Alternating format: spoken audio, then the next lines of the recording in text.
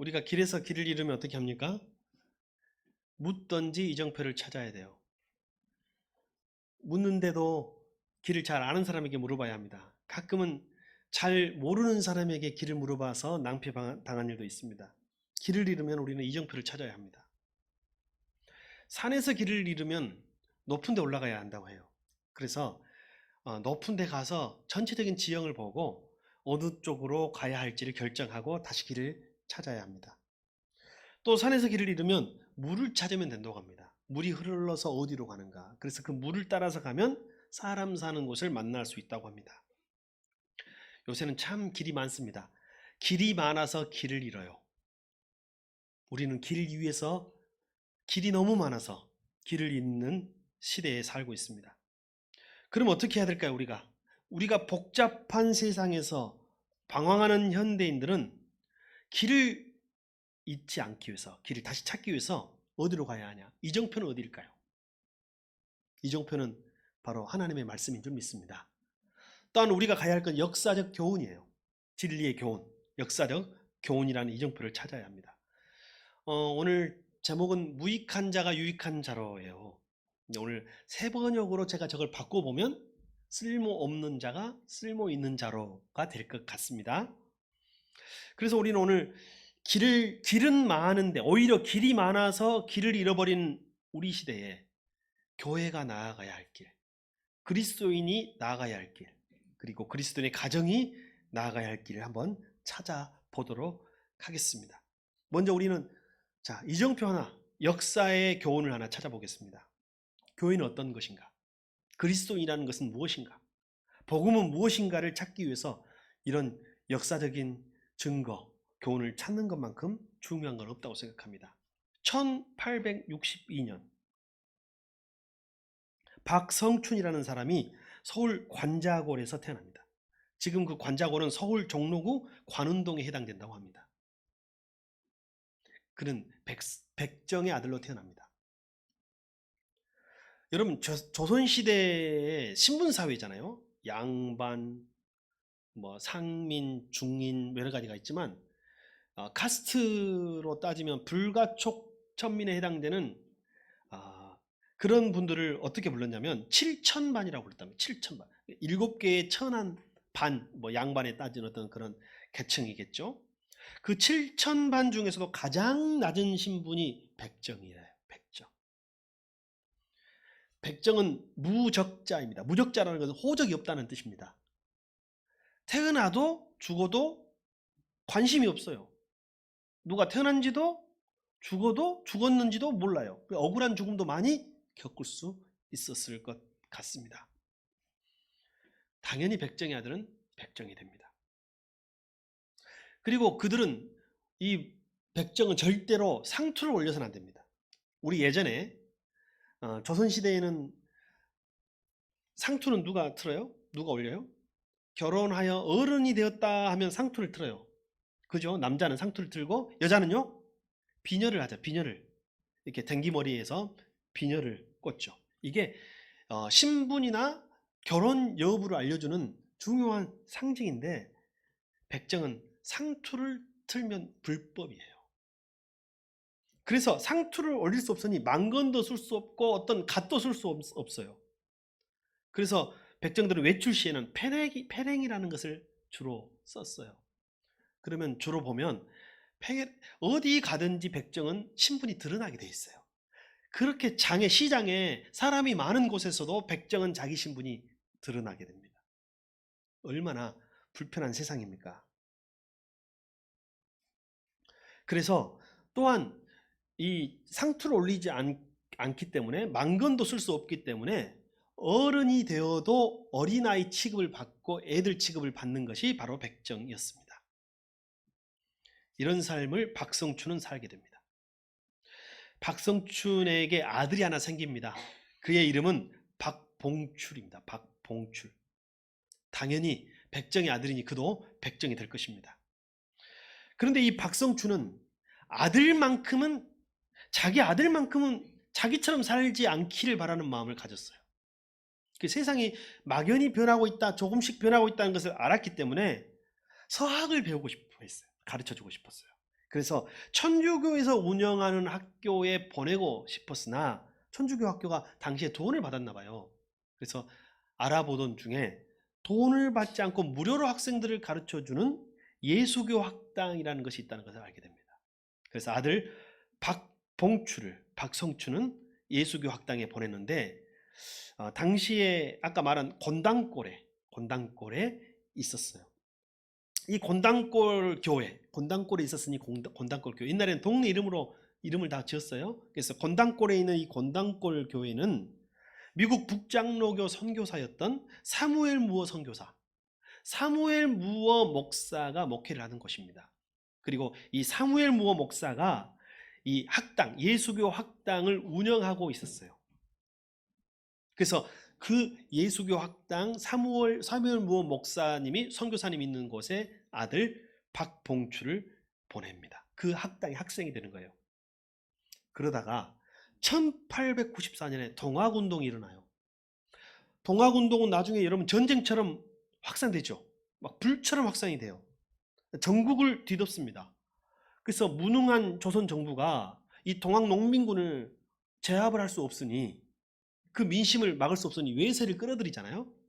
그래서 일제 일본과 청나라의 군대가 들어와 가지고 동학 농민 운동을 제압한다는 목적으로 명분으로 들어왔으나 둘이 전쟁을 일으켰어요. 그 전쟁을 뭐라고 말해요? 청일전쟁이라고 하잖아요. 청일전쟁. 청일전쟁 시즌에 그 시대에 우리나라에 엄청난 전염병이 돕니다. 여러분 우리 최근에 그리고 지금까지 우리를 괴롭게 하고 있는 전염병의 이름이 뭔가요? 코로나19죠. 중세 유럽을 가장 위기에 빠뜨렸던 전염병은 뭐였어요? 흑사병이라고 하는 패스트죠. 그런데 사실은 동양, 동북아시아, 아시아권에서는 가장 무서운 전염병이 뭐냐면 콜레라입니다. 콜레라.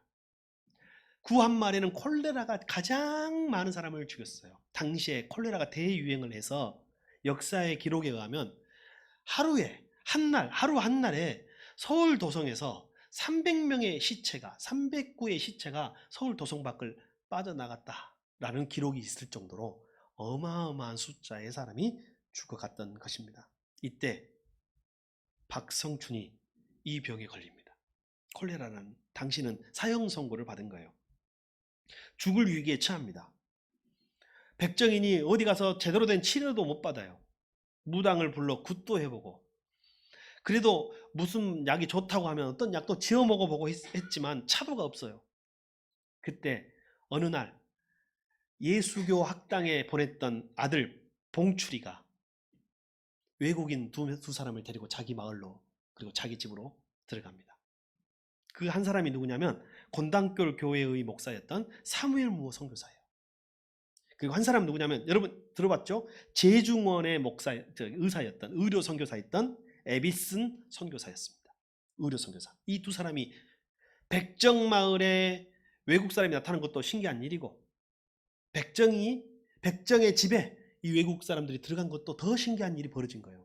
더 신기한 것은 당시 제중원 의료 선교사였던 에비스는 고종 황제의 주치의였어요. 여러분 황제의 주치의는 우리는 뭐라고 불러요? 어의라고 불러요. 어의라고 부르잖아요. 어의면 일반 백성을 치료할 수 없어요. 치료하지 않아요. 절대로. 근데 황제를 담당하는 의사가 인간 취급도 받지 못하는 백정마을을 찾아왔고 백정마을에만 찾아온 것이 아니라 백정의 집에 들어갔고 그 집에는 전염병을 앓고 있는 백정 한 사람이 누워 있었고 그의 몸에 손을 대었고 기도하고 에디슨 선교사는 의료로 무어 목사님은 기도로 그를 고치기 시작해요. 그리고 그가 낫습니다. 박성춘이 회복합니다. 그리고 그 이전까지는 아들을 학당에는 보냈어도 교회 예배는 절대 참여하지 못하도록 했던 아버지 박성춘이 아버지가 박성춘이죠. 아들이 박봉출입니다. 아들이 예배 드리는 것까지 허락을 해줘서 이제 교회에 다니게 돼요.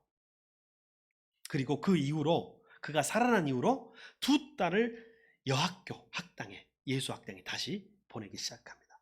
그러니까 여기 이러면 이게 별일 아닌 것 같아도 조선 말기에는 이게 어마어마한 혁명적인 변화였던 것이죠. 근데 문제는 이 박성광, 박성춘 그리고 박봉출 가족이 이 교회에 건당골 교회에 출석하기 시작하는데 그 교회에 갑자기 사람이 한 명씩 한 명씩 줄어드는 거예요. 당시에 이 건당골 교회 숫자가 한 20여 명, 16명 정도 출석했다고 합니다. 16명에서 20명 정도 출석했는데 여러분 많은 수예요, 적은 수예요? 지금으로 말하면 적은 수라고 할 수 있어도 구 한 말에 한 사람이 천하보다 귀한 시대에는요 20명이 결코 적은 수가 아니에요. 그러나 그렇게 크지 않은 교회였으나 그 성도들이 한 명씩 한 명씩 갑자기 교회를 안 나오기 시작하는 거예요. 사무엘 무어 목사님이 그 이유를 알 수가 없어요. 여러분 왜 그랬을 것 같아요? 당시 건당골 교회는 알잖아요. 여러분 아까 에비슨 목사님이 제중원이고 고종 황제의 의라면 이 무어 목사님도 나름대로 외교관의 어떤 위치에서 중요한 일을 하고 있을 때니 당시에 정부 고관들 양반들이 많이 출석하는 교회예요. 주 계층이 양반들인 거예요. 근데 이 양반들이 말은 안 하지만 사람 축에도 들지 않는 백정이 자기 교회에 갑자기 예배를 드리기 시작하고 같은 자리에서 예배를 드리니 말은 못하고 한 명씩 한 명씩 교회를 빠져나가기 시작했던 거예요.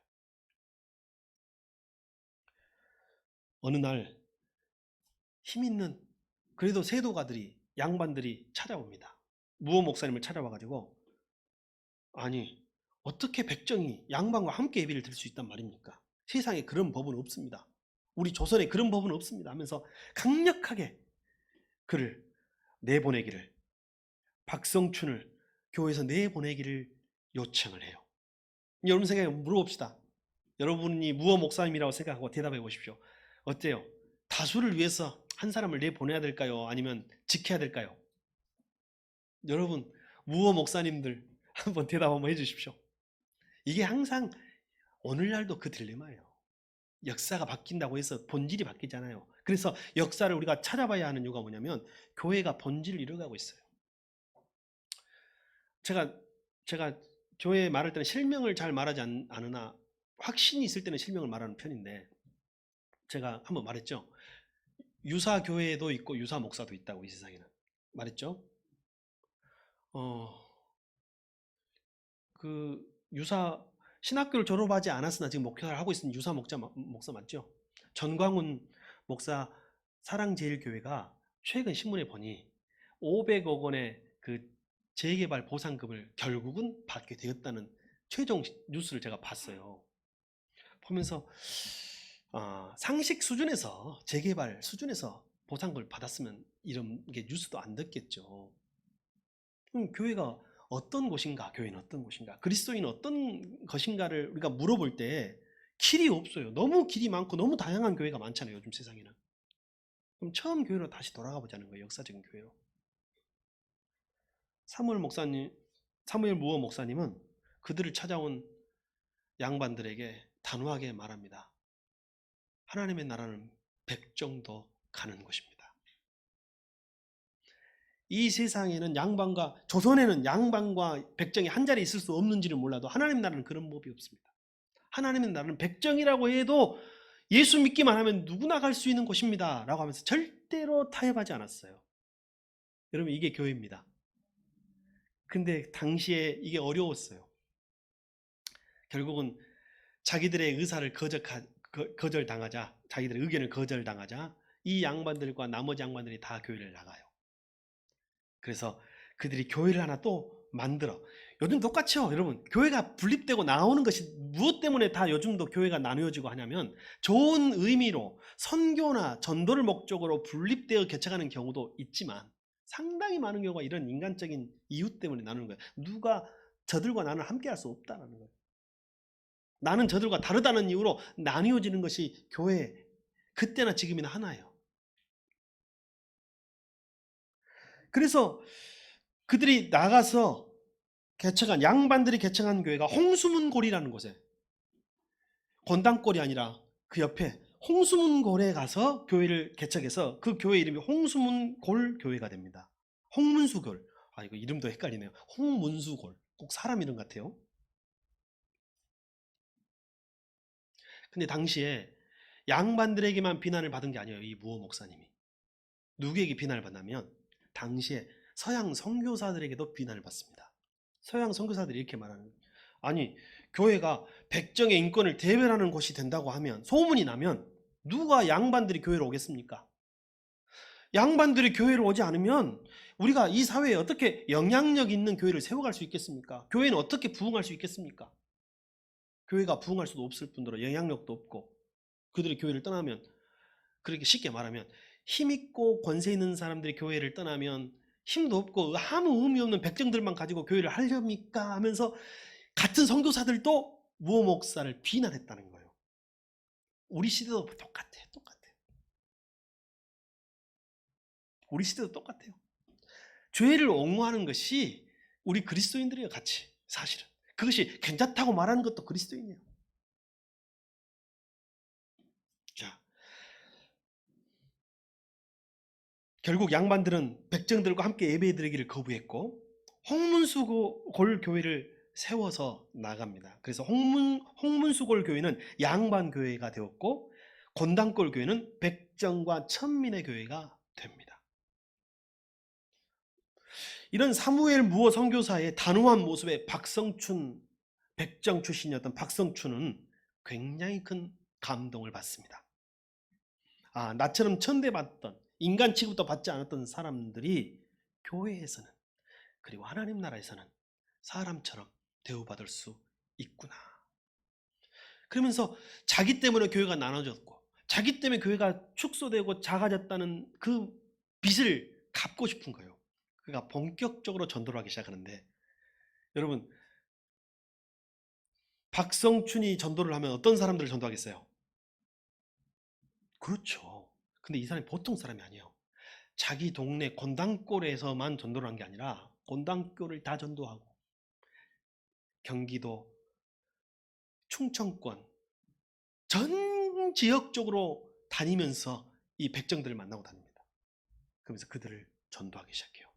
그래서 곤단골 교회는 비록 백정들이라 해도 3년 새 많은 성도로 부흥을 하기 시작해요. 근데 홍문수골 교회는 어떻게 됐을까요? 이 교회가 나아갈 바가 여기 있어요. 우리끼리 좋은 세상, 우리끼리 편한 세상, 우리끼리 기득권을 유지하는 교회, 홍문수골 교회는 더 점점 죽어졌어요. 왜? 복음의 생명력이 없잖아요. 복음의 생명력이 없잖아요. 그게 줄어들었어. 그러다가 3년 후에 이 교회가 극적인 다시 교회를 합칩니다. 우리가 회개하고 다시 복음으로 하나 되어 다시 교회를 합칩시다 해가지고 새롭게 탄생한 교회의 이름이 오늘날까지 존재하고 있으니 그 교회 이름이 승동교회예요. 제가 이 이야기는 역사책에서도 보았으나 오늘 이야기는 승동교회 홈페이지에 기록된 이야기를 제가 오늘 여러분에게 소개하는 것입니다. 근데 역사적으로 여전히 백정과 천민과 함께 할 수 없다고 해서 끝까지 남은 사람들이 교회를 하나. 여러분 서울 북촌 들어봤죠? 북촌 뭐가 유명해요? 한옥마을이 유명하죠. 그 양반 동네인 거예요. 이 북촌에 지어진 교회가 하나 있으니 안동교회라는 이름이에요. 그래서 안동교회는 끝까지 양반교회 이름으로 남아요. 지금까지 존재해요.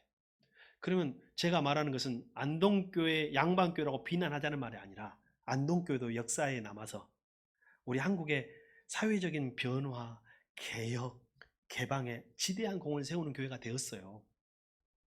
안동교회도 훌륭한 교회이고 성동교회도 역사적 아픔을 가지고 그것을 이겨내고 훌륭한 교회가 되었다는 것을 말씀드리는 것이지 어느 교회를 잘했다 잘못했다고 말하는 것은 아닙니다. 여기서만 끝난 것이 아닙니다. 박성춘은 승동교회에서 1911년에 장로로 선출됩니다. 그런데 1914년에 흥성대원군의 친척인 왕손 이재영이 장로가 됩니다. 누가 먼저 장로가 됐어요? 박성춘. 백정과 왕손이 한 교회에 다닌다는 것도 되게 특별한 거죠. 근데 백정이 먼저 장로가 되고 왕손이 뒤에 장로가 되었다는 것도 특별한 거예요. 여러분 지금이니까 그게 아무 문제가 아닐지 몰라도 당시에는 이 자체가 이 사회, 한국 사회에 주는 어마어마한 메시지가 있었다는 거예요.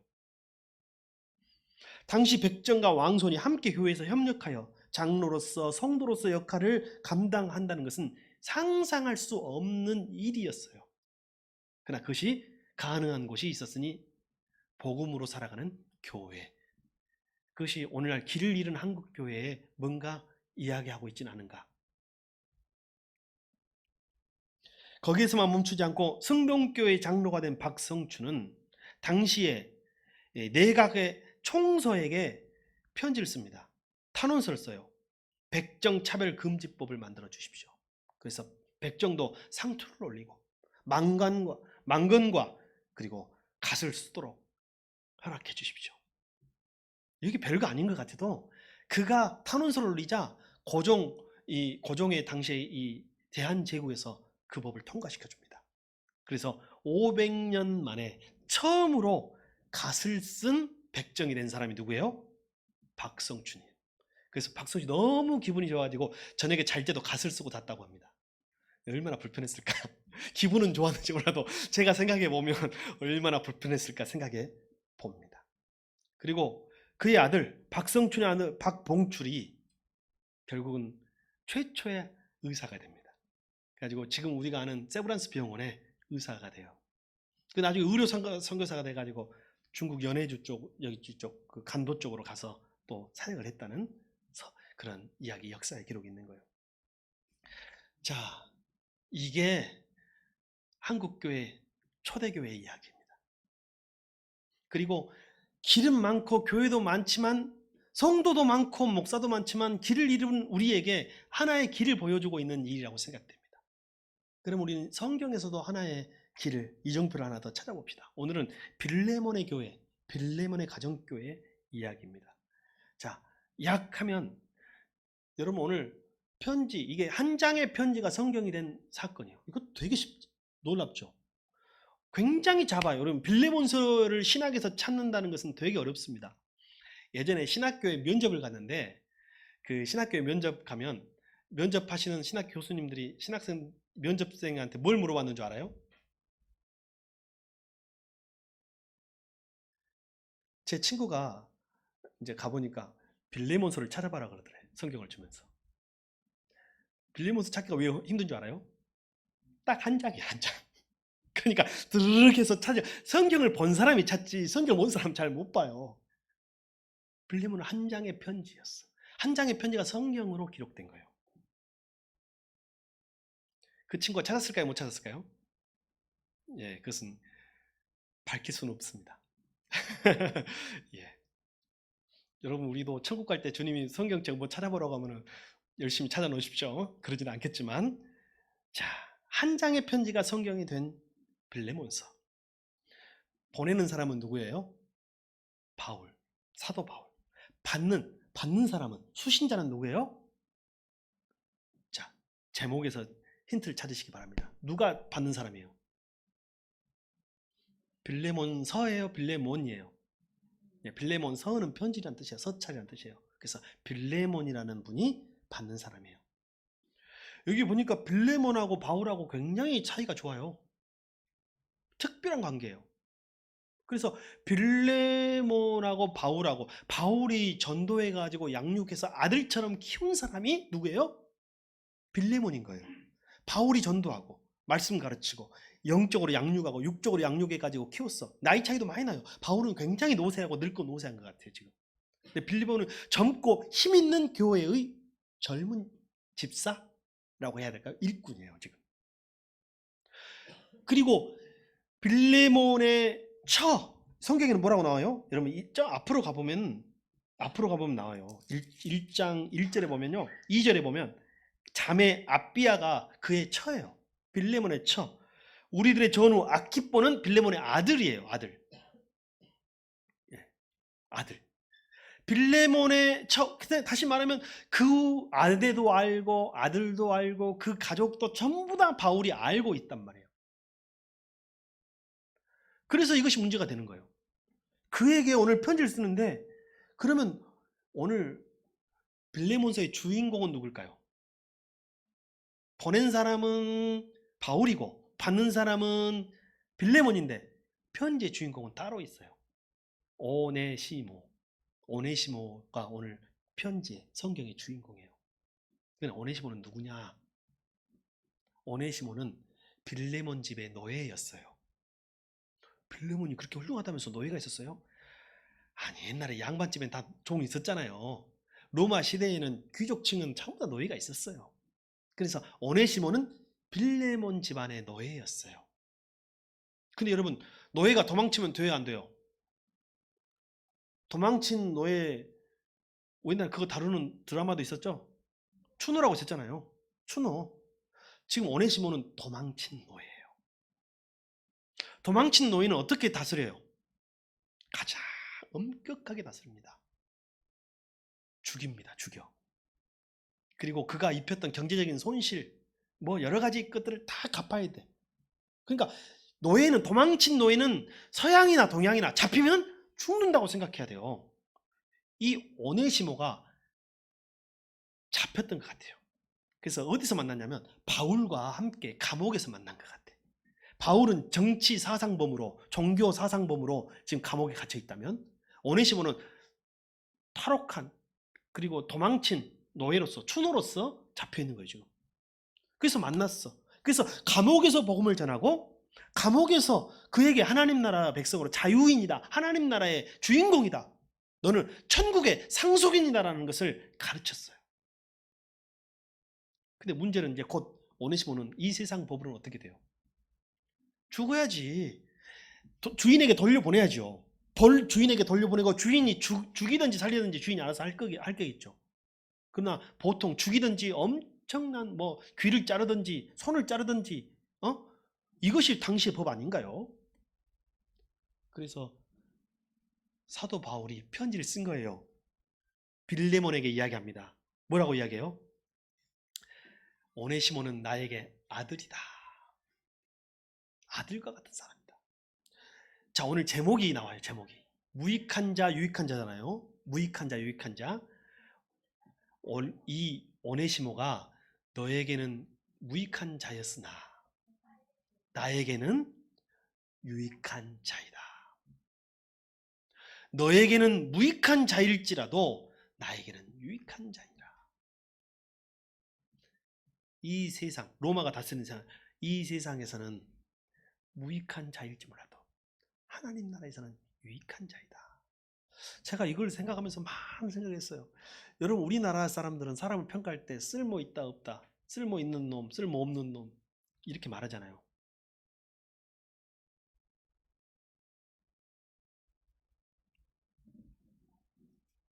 여러분은 쓸모 있는 사람입니까? 쓸모 없는 사람입니까? 제가 생각해 보니까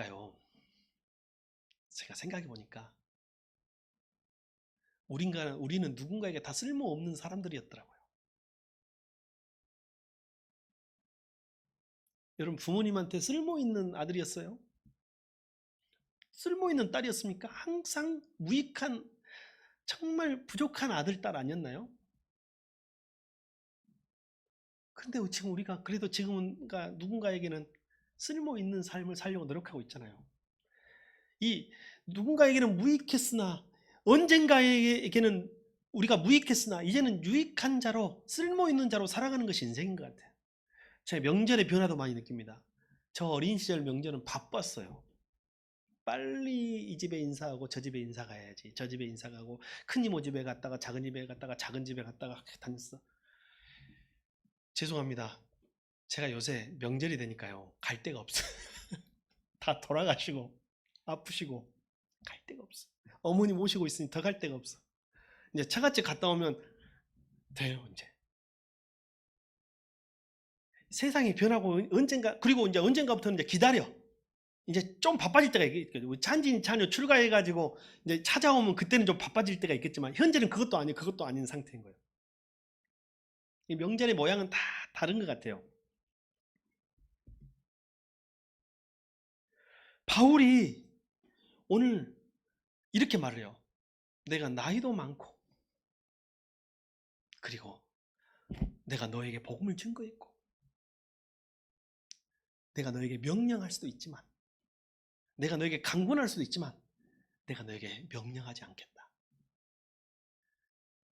내가 자원하는 마음으로 비록 오네시모가 너의 종이지만 이제는 형제로 받아줄 수 없겠니? 이게 편지 내용인 거예요. 여러분, 오네시모는 종이에요, 형제예요? 로마 법으로는 종이죠. 그리스도의 법으로는 그리스도의 피를 나눈 형제가 된 거잖아요. 그러니 바울이 그걸 부정하지 않아요. 이가 너의 종이다. 내가 그걸 부정하지 않겠다. 그러나 너의 형제이기도 하다는 것을 꼭 기억해 주기 바란다. 그리고 바울은 그것을 간절히 설득하고 간청하고 낮아지는데 그를 통해서 오네시모는 새로운 세상을 보게 되는 거예요. 아, 하나님 나라가 이런 거구나. 그 오네시모라는 한 종이 그리스도인이 되고 하나님 나라의 상속자로 바뀌어가는 거예요. 근데 여러분 생각에는 성경에는 기록되지 않았지만 빌레몬이 바울의 편지를 받고 오네시모를 형제로 받아줬을 것 같아요? 안 받아줬을 것 같아요? 네? 왜요? 아마 안 받아줬으면 성경에 안 들어갔지 않았을까요? 이건 내 생각입니다. 나는 받아줬을 것 같아요. 여러분, 백정교회였으나 한국교회를 이끌었던 승동교회가 그 길이 우리 새순교회와 한국교회가 가야 할 길인 줄 믿습니다. 빌레몬의 교회가 빌레몬의 가정교회가 간 그 길이 우리 한국교회와 새순교회가 가야 하는 길인 줄 믿습니다. 빌레몬이라고 하면 요즘으로 말하면 집사 또는 가정교회 목자 정도 되리라 생각이 됩니다. 자, 그러면 우리 새순교회는 어떻게 가야 할지 빌레몬서를 한번 더 살펴보겠습니다. 빌레몬서 1장 11절 한번 보여주십시오. 같이 한번 읽어주세요. 시작.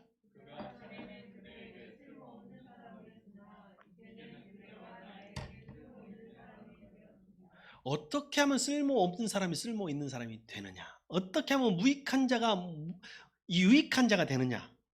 여기 뭐라고 했어요? 복음이요, 복음. 나는 복음이 사람을 무익한 자를 유익한 자로 만든다고 생각합니다. 복음이 쓸모없는 자를 쓸모 있는 자로 만든다고 생각해요.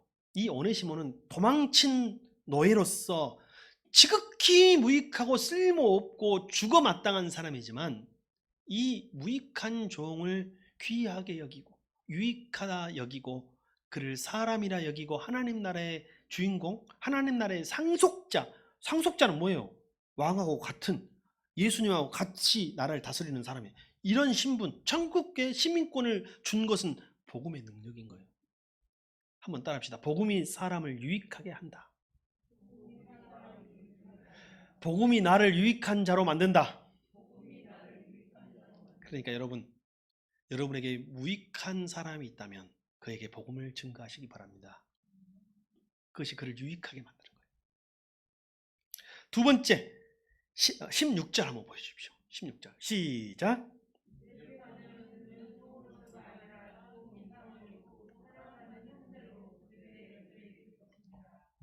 특히 그가 나에게 그러하다면 그대에게는 육신으로나 주님 안에서나 더욱 그러하지 않겠습니까? 이제는 종으로서가 아니라 형제로서. 이게 무슨 뜻이냐? 저는 종을 섬긴 종을 이야기하고 싶은 거예요. 바울은 스스로 자기를 누구의 종이라고 말했어요? 바울은 당시에 노예나 종은 아니었어요. 근데 그를 가리켜서 나는 하나님의 종이다. 그리스도 예수의 종이다라고 말했어요. 그리스도의 종은 종의 종이 될 수도 있는 사람이에요.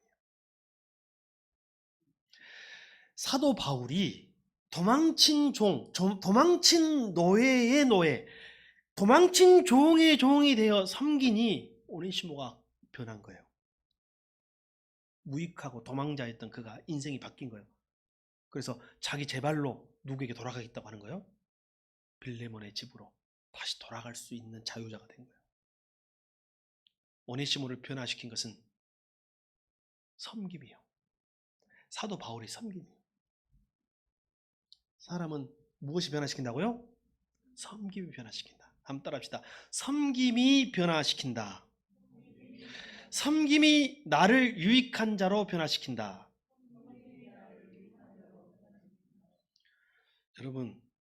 여러분에게 무익한 사람이 있다면 바울처럼 그를 섬기시기 바랍니다. 그럼 그 사람이 적어도 하나님 나라에는 유익한 사람이 됩니다. 오네시모가 비록 빌레몬에게는 무익했으나 바울과 하나님 나라에는 유익한 사람이 되었어요. 또 하나 찾아봅시다. 18절. 무엇이 무익한 자를 유익한 자로 만드는가? 18절. 시작.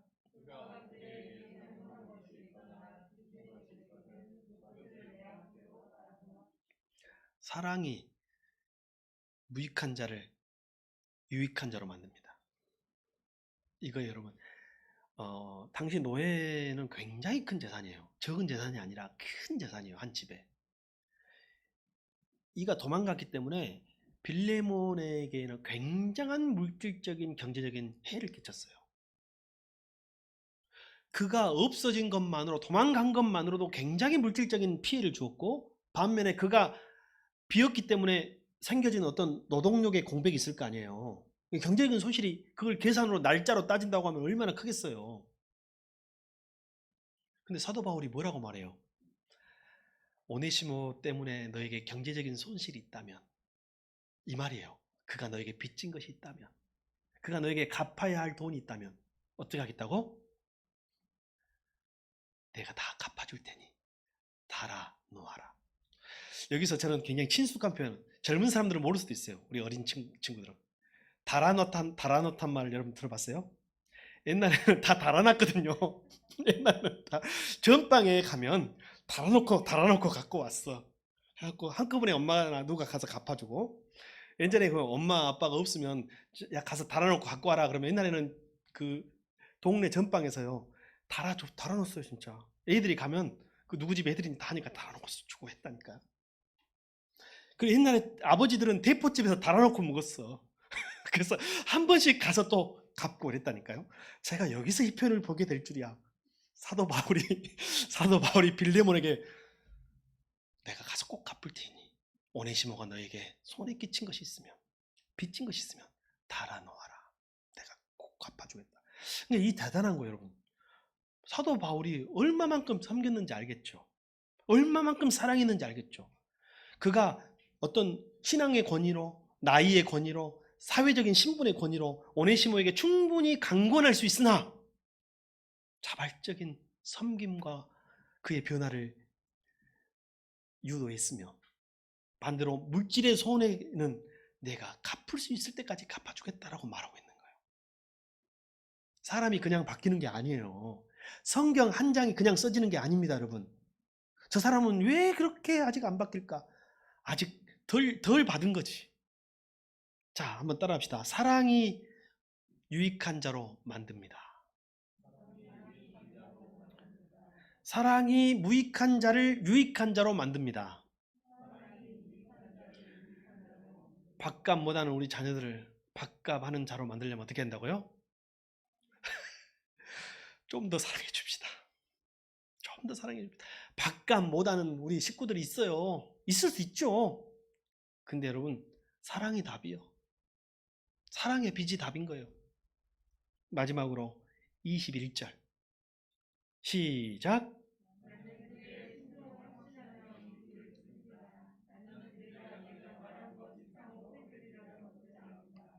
나는 그대의 순종을 확신하며 이 글을 씁니다.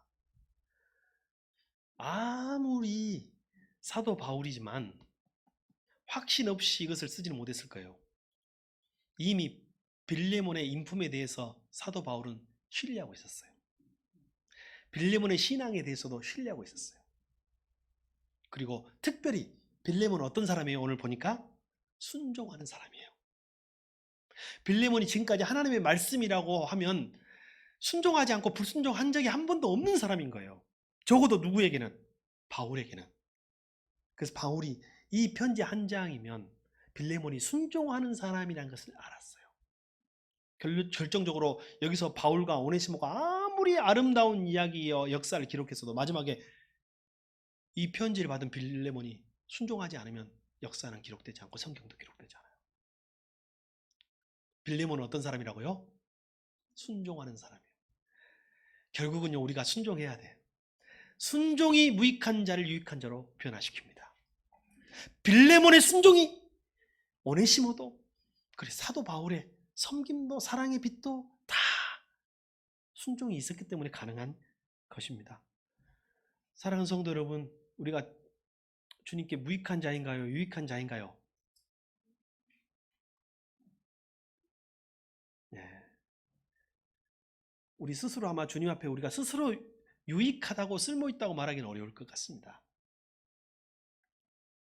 그러나 여러분, 저와 여러분이 주님께 유익한 자가 되기를 바랍니다.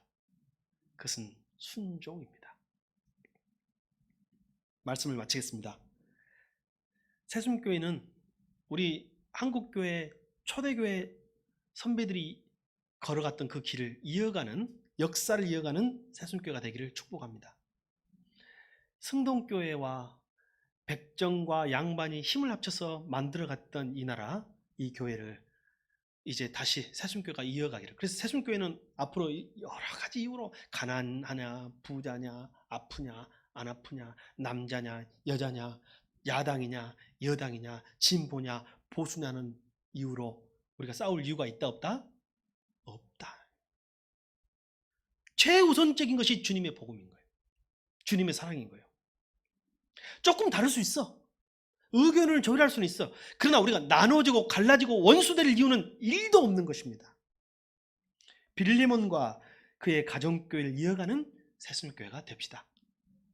사회와 신분의 한계, 개인의 한계를 극복하고 하나님 나라의 주역이 된 오네시모를 이어가는 그리스도인이 됩시다.